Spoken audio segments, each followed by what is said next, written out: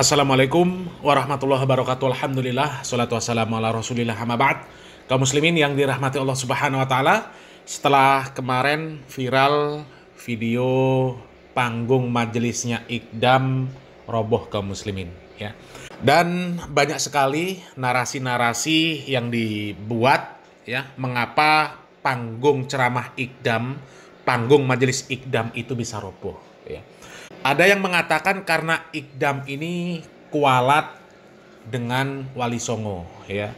Kualat dengan Wali Songo karena Iqdam ini menjadi pembela para Khabib Ba'alawi. Dan kemudian ada lagi yang mengatakan itu terjadi karena di acara tersebut ada tawasul dengan seorang Khabib Ba'alawi, Faqih Muqaddam.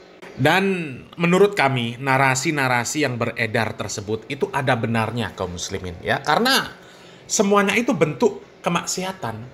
Membela para Khabib Ba'alawi yang jelas-jelas mereka ini adalah para perusak syariat Islam, itu sebuah kemaksiatan, ya. Kemudian bertawasul dengan Faqih Muqaddam itu juga kemaksiatan, karena Faqih Muqaddam ini seorang pendusta.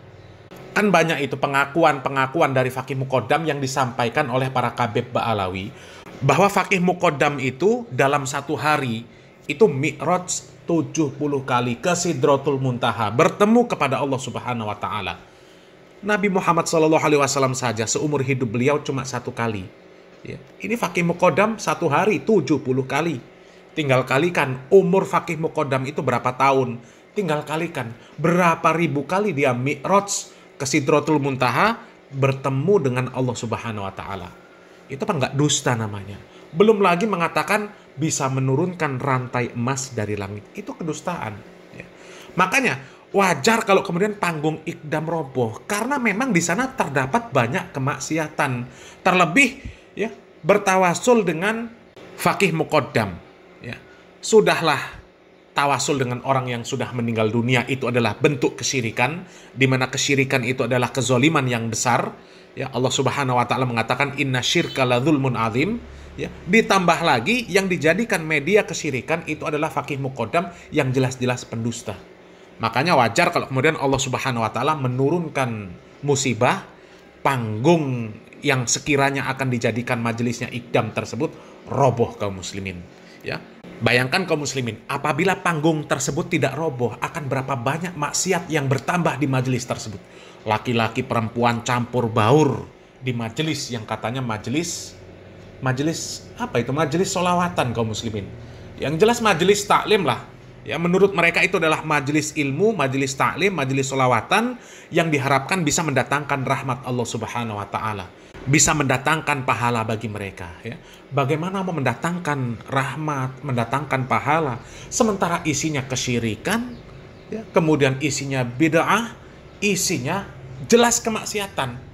Itu nggak akan mungkin mendatangkan rahmat Allah Subhanahu wa Ta'ala, ya. Maka pantas Allah Subhanahu wa Ta'ala memberikan teguran supaya sadar, supaya majelis-majelis yang seperti itu diberhentikan, ya. Jangan ada majelis-majelis yang seperti itu lagi, ya. Lebih baik menggelar majelis taklim, ya, mengajak kaum muslimin untuk bertakwa kepada Allah Subhanahu wa Ta'ala, diajarkan bagaimana cara mereka untuk mentauhidkan Allah Subhanahu wa Ta'ala, bagaimana beribadah yang benar kepada Allah Subhanahu wa Ta'ala, ya.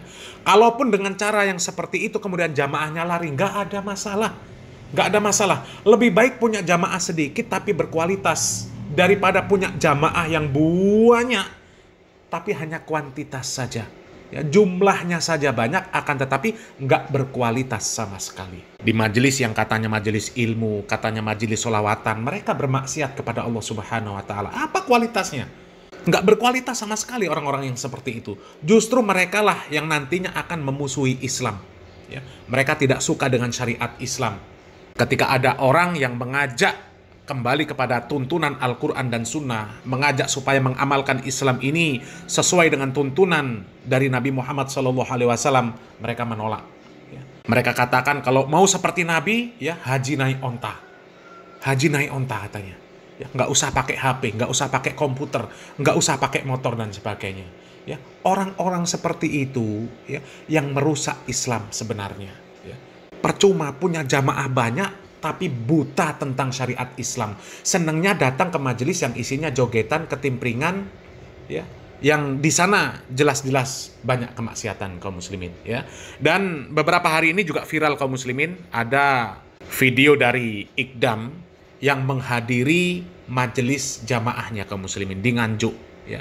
Itu ada komunitas CB, di mana komunitas CB itu mengundang Ikdam untuk hadir di sana. Artinya mereka itu adalah jamaahnya Ikdam, ya, seneng sama Ikdam, simpati dengan Ikdam.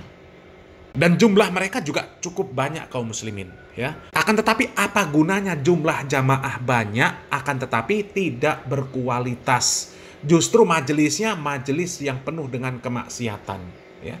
Maka wajar kalau Ikdam ini jamaahnya banyak. Karena mau membuat majelis yang seperti apa saja bebas, ya. Jamaahnya mau seperti apa saja nggak apa-apa. Maka wajar kalau jamaahnya banyak, ya.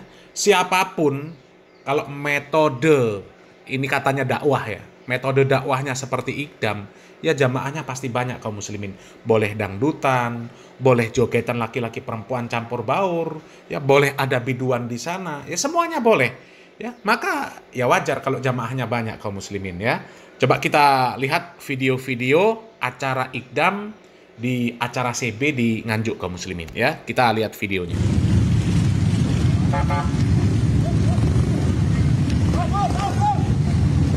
Ini kaum muslimin, ya. Ini video kehadiran Ikdam di acara CB Nganjuk di Warujayeng kaum muslimin, ya. Dan acaranya yang hadir itu banyak sekali kaum muslimin. Banyak sekali. Jadi kalau mereka ini mengundang Ikdam, artinya mereka ini ya jamaahnya Ikdam. Ya, jamaahnya Ikdam kaum muslimin. Ya, seperti inilah gambaran jamaahnya Ikdam. Banyak, akan tetapi nggak ngerti syariat Islam kaum muslimin, ya, nggak ngerti.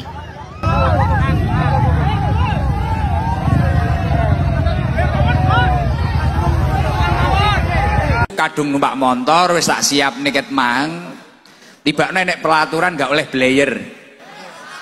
Tapi kula ya nderekaken. Karena kalau kita ingin acara ini terlaksana setiap tahun, poin yang paling penting kita harus mengikuti peraturan-peraturan yang ada.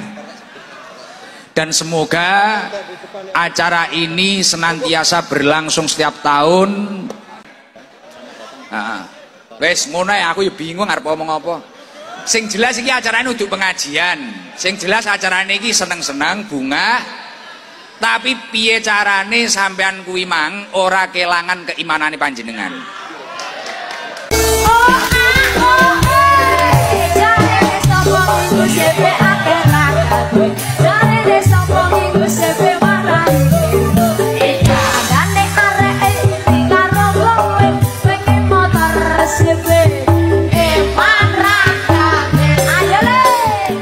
Tuh kaum muslimin, ya, siapa yang nggak seneng dengan majelis yang seperti itu kaum muslimin secara hawa nafsu, ya. Kami juga seneng kaum muslimin, kumpul campur baur laki-laki perempuan, ya, ngakak-ngakak, ketawa-ketawa, seneng-seneng, ya, nggak pakai tutup-tutup aurat, ya. Siapa yang nggak seneng? Secara hawa nafsu itu seneng kaum muslimin, karena memang hawa nafsu itu ya selalu mengarah kepada keburukan. Innan nafsah la amaratun bisu. Sesungguhnya hawa nafsu itu selalu memerintahkan kepada keburukan. Yang seperti ini ya pasti seneng, hawa nafsu itu seneng, ya. Kumpul cewek-cewek, ya, itu menyenangkan kaum muslimin. Makanya jamaahnya banyak. Jangan heran kalau jamaahnya banyak, ya. Siapapun, ustadznya, kiainya, gusnya, kalau mau membuat acara-acara seperti ini dengan modus, ya, dakwah, dengan modus majelis sholawat, dengan modus apalah, ya pasti rame jamaahnya, pasti rame. Dan kalau kita dengar perkataan Ikdam tadi, ya, seneng-seneng yang penting nggak hilang keimanan. Ya kalau sudah seperti itu, maksiatnya seperti itu kaum muslimin. Bahkan ini ada yang lebih parah lagi kaum muslimin, ya. Ini bagaimana katanya yang penting keimanan nggak hilang, ya. Majelisnya seperti ini. Coba lihat video ini kaum muslimin, ya.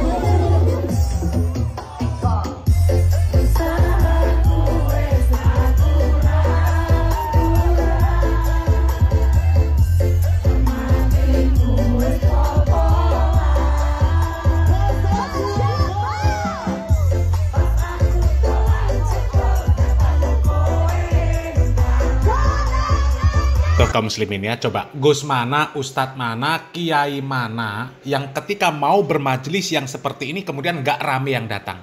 Ya, pasti rame kaum muslimin, pasti rame.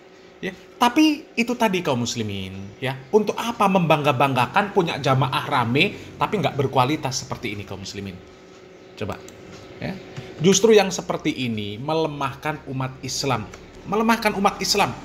Bahkan Nabi Muhammad SAW mengatakan, ya, akan datang suatu zaman nanti orang-orang kafir ini akan memperlakukan kalian seperti bancaan, ya, mengerumuni kalian seperti orang-orang yang mengerumuni makanan. Nabi Muhammad SAW mengatakan, yusikul umam antada'a alaikum kama tada'al akalatu ila qas'atiha. Hampir-hampir saja orang-orang kafir itu mengajak orang kafir yang lainnya, ya, untuk memerangi kalian. Seperti orang yang akan mengajak orang lain untuk menikmati sebuah makanan di tempat makanan, di sebuah piring yang besar. Ya, mereka berpesta. Ya. Kemudian para sahabat bertanya, apakah disebabkan jumlah kami pada saat itu sedikit, wahai Rasulullah? Maka Rasulullah SAW mengatakan tidak. Bal antum yauma idin kasir. Akan tetapi pada saat itu jumlah kalian ini banyak. Akan tetapi kalian seperti buih. Ya, seperti buih di lautan, gak ada berbobot sama sekali. Ya. Dan pada saat itu Allah Subhanahu Wa Taala menghilangkan rasa gentar, menghilangkan rasa takut dari dada-dada mereka terhadap umat Islam. Dan umat Islam akan ditimpakan sebuah penyakit namanya wahan. Ya, wahan itu adalah cinta dunia dan takut menghadapi kematian. Jadi jumlah umat Islam yang banyak itu nggak ada artinya kalau nggak berbobot, hanya seperti buih, nggak ngerti syariat Islam. Coba majelis yang seperti itu, ya. Kalau kita lihat majelis itu kaum muslimin, ya, ini videonya kami blur. Kalau tidak di blur, itu perempuan pakai pakaian innalillahi wa inna ilaihi rojiun, ya, dikerubuni laki-laki ditonton oleh jamaahnya Iqdam. Ya. Kalau jamaah yang seperti itu apa gunanya kaum muslimin? Apa gunanya? Justru orang-orang seperti itu yang nantinya memusuhi Islam ketika ada orang yang mendakwahkan Islam dengan benar. Orang yang mendakwahkan Islam dengan benar, mereka sebut Wahabi dengan segala lakop-lakop yang buruk. Ya. Padahal orang yang disebut mereka Wahabi, mereka itu yang mengajak mereka untuk meninggalkan bentuk kemaksiatan-kemaksiatan yang seperti itu. Karena kemaksiatan yang seperti itulah yang mengundang murka dari Allah Subhanahu Wa Taala. Jadi nggak ada gunanya lah, ya, berbangga-bangga dengan banyaknya jamaah itu nggak ada gunanya. Ya, umat Islam biar sedikit berkualitas, ya, lihat sejarah pada masa lalu. Ya, umat Islam yang sedikit tapi berkualitas dapat mengalahkan orang-orang kafir yang jumlahnya begitu banyak, berkali-kali lipat dibandingkan kaum muslimin. Ya, dibandingkan jumlah kaum muslimin. Sementara Nabi Muhammad SAW sudah mengisyaratkan bahwa ketika nanti umat Islam ini jauh dari agamanya, maka umat Islam ini meskipun jumlahnya banyak, orang kafir nggak ada yang takut, malah dijadikan pesta, dijadikan bancaan. Di dalam hadis yang lain, Nabi Muhammad SAW mengatakan, "Idza tabaya'tum bil 'ainah wa akhadtum adnabal baqar wa raditum bizzar' wa taraktumul jihad, sallatallahu alaikum dhullah la yangzi'uhu hatta tarji'u ila dinikum." Apabila kalian sibuk dengan jual beli dengan cara riba, kalian mengambil ekor sapi dan kalian sibuk dengan tanaman-tanaman dan kalian meninggalkan berjihad untuk membela agama Allah, memperjuangkan agama Allah Subhanahu Wa Taala, ya, maka Allah Subhanahu Wa Taala akan menimpakan kehinaan atas kalian dan Allah tidak akan mencabut kehinaan tersebut sampai kalian mau kembali kepada agama kalian. Dan kalau kita melihat jamaahnya Iqdam tadi, apakah yang seperti itu memperjuangkan agama Allah Subhanahu Wa Taala? Tidak, justru menghinakan agama Allah Subhanahu Wa Taala. Makanya Allah Subhanahu Wa Taala timpakan kehinaan atas umat Islam. Ya, umat Islam yang seperti itu yang melemahkan Islam. Dan Allah Subhanahu Wa Taala tidak akan mencabut kehinaan tersebut dari umat Islam sampai umat Islam kembali kepada agamanya, kembali kepada tuntunan yang benar, kembali kepada tuntunan Al-Quran dan Sunnah ala manhaj salaf. Tapi kembali lagi, orang-orang yang seperti itu, ya, justru ketika diajak untuk kembali kepada tuntunan Al-Quran dan Sunnah sesuai dengan pemahaman Nabi Muhammad SAW dan para sahabat, maka mereka justru mencemooh orang-orang yang mengajak mereka untuk kembali kepada tuntunan agama yang benar. Mereka juluki dengan Wahabi dan sebagainya. Innalillahi wa inna ilaihi raji'un. Ya, mudah-mudahan ya yang seperti ini bisa menyadarkan kita kaum muslimin ya bahwa nggak perlu berbangga-bangga dengan banyaknya jamaah, nggak perlu heran dengan banyaknya jamaah dari gus-gus yang seperti itu, karena siapapun kalau mau melakukan yang seperti itu pasti punya banyak jamaah ya. Salam waras, salam akal sehat, barakallahu fikum. Wassalamualaikum warahmatullahi wabarakatuh.